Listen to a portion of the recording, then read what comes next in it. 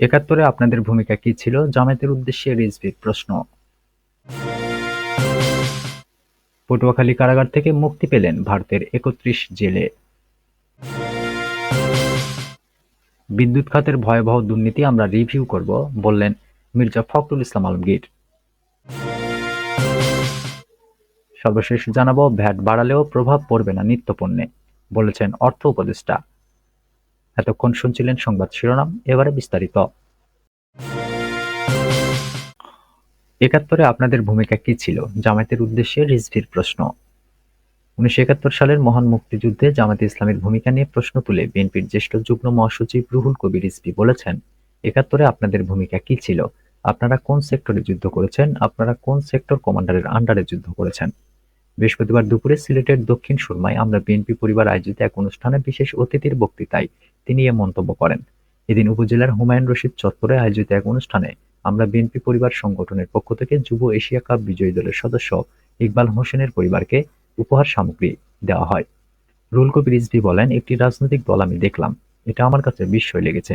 দেশপ্রেমী তারা আর সেনাবাহিনী দেশপ্রেমী নিঃসন্দেহে, কারণ তাদের পূর্বপুরুষেরা এই বাংলাদেশ নির্মাণে জীবন বাজি রেখে যুদ্ধ করেছেন।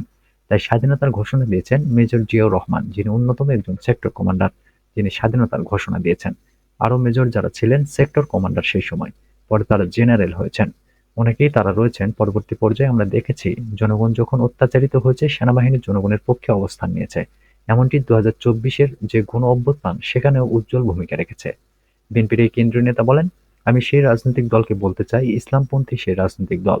একাত্তরে আপনাদের ভূমিকা কি ছিল? আপনারা কোন সেক্টরে যুদ্ধ করেছেন? আপনারা কোন সেক্টর কমান্ডারের আন্ডারে যুদ্ধ করেছেন? বাংলাদেশে কেউ দেশপ্রেমী নেই, শুধু একটি রাজনৈতিক দল দেশপ্রেমী। এ ধরনের বিভ্রান্তি আপনারা তৈরি করলে মানুষ হাসবে, মানুষ হাসি ছাড়া আর কিছু দেবে না।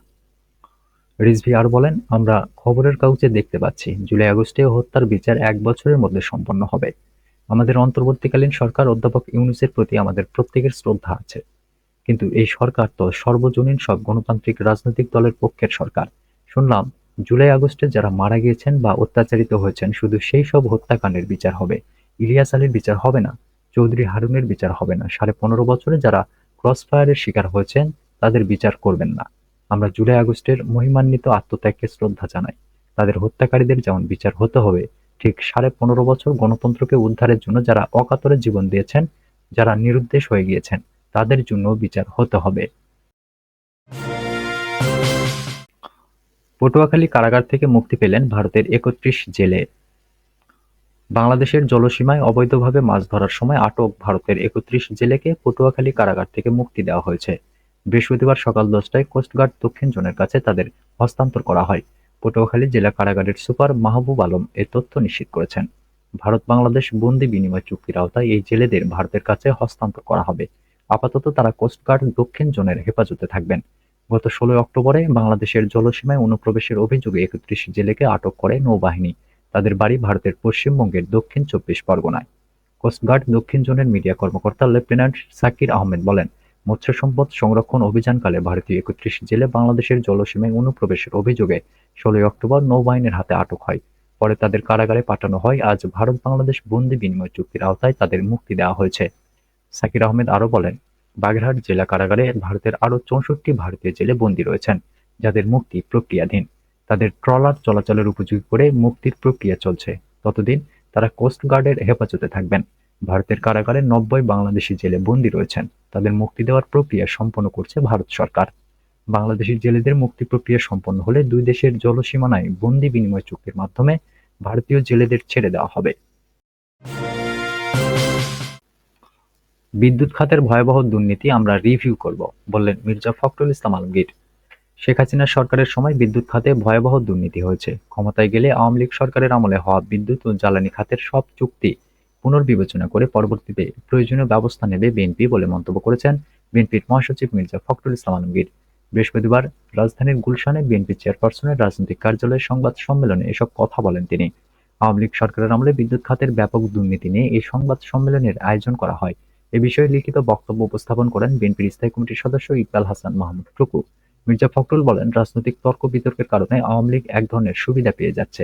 আওয়ামী লীগের যে দুর্বৃত্তায়ন, আওয়ামী লীগ যে দেশটা ধ্বংস করে দিয়েছে, এসব কথা না বলতে থাকলে মানুষ আস্তে আস্তে সব ভুলে যাবে।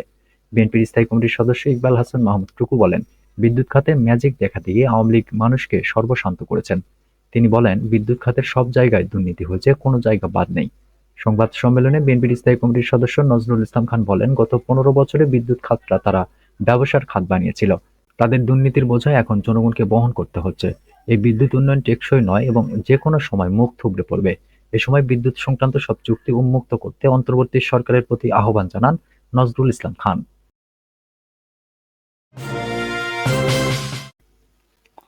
ভ্যাট বাড়ালেও প্রভাব পড়বে না নিত্যপণ্যে, বললেন অর্থ উপদেষ্টা। ভ্যাটের হার বাড়ানোর কারণে সাধারণ জনগণের কোনো অসুবিধা হবে না। ৪৩টি পণ্যের উপরে ভ্যাট বাড়ানোর সিদ্ধান্তে নিত্যপণ্যের দামের উপর কোনো প্রভাব পড়বে না বলে জানিয়েছেন অর্থ উপদেষ্টা ডক্টর সালাউদ্দিন আহমেদ। বৃহস্পতিবার সচিবালয়ে সরকারি ক্রয় সংক্রান্ত উপদেষ্টা পরিষদ কমিটির বৈঠক শেষে সাংবাদিকদের সঙ্গে আলাপকালে একথা জানান তিনি। উপদেষ্টা বলেন, আন্তর্জাতিক মুদ্রা তহবিলের শর্ত পূরণে নয়, বরং রাজস্ব বাড়ানোর স্বার্থেই বিভিন্ন পণ্যের উপর ভ্যাট বাড়ানো হয়েছে। তবে ৪৩টি পণ্যের উপরে ভ্যাট বাড়ানোর সিদ্ধান্তে নিত্যপণ্যের দামের উপরে কোনো প্রভাব পড়বে না উল্লেখ করে তিনি বলেন, সাধারণ মানুষের কষ্ট হবে না। ৩ তারকা মানের উপরের হোটেলগুলোর ক্ষেত্রে কর বাড়ানো হয়েছে, সাধারণ মানের হোটেল রেস্তোরাঁর উপরে বাড়ানো হয়নি। তিনি বলেছেন, এর আগে আমরা নিত্য প্রয়োজনীয় পণ্য চাল, পেঁয়াজ ভ্যাটের হার 0 করে দিয়েছি। এখন যেসব পণ্যের উপর ভ্যাটের হার বাড়ানোর কথা বলা হচ্ছে তাতে সাধারণ জনগণের তেমন কোনো অসুবিধা হবে না। চলতি নতুন বছরে দেশের অর্থনীতিতে স্থিতিশীলতা আসবে বলেও জানান উপদেষ্টা। তিনি বলেন, ব্যাংকগুলোকে পর্যাপ্ত সাপোর্ট দেওয়া হবে। আগামী বাজেটে শিক্ষা ও স্বাস্থ্য খাতে বরাদ্দ বাড়ানো হবে। বিভিন্ন গণমাধ্যমে খবর বেরিয়েছে, সরকার বাড়তি 11 থেকে 12 হাজার কোটি টাকা রাজস্ব আয় বাড়ানোর জন্য 65টি পণ্য ও সেবার উপরে ভ্যাটের হার বৃদ্ধির প্রস্তাব অনুমোদন করেছে। নতুন বছরে অর্থনীতির কী অবস্থা দেখতে চান এমন প্রশ্নের জবাবে অর্থ উপদেষ্টা বলেন, এবছরই মূল্যস্ফীতি সহ বিভিন্ন অর্থনৈতিক সূচক আরও ভালো হবে। জনগণ ইতিমধ্যে স্বস্তি পেতে শুরু করেছে, তারা এবছরে আরও স্বস্তি পাবে।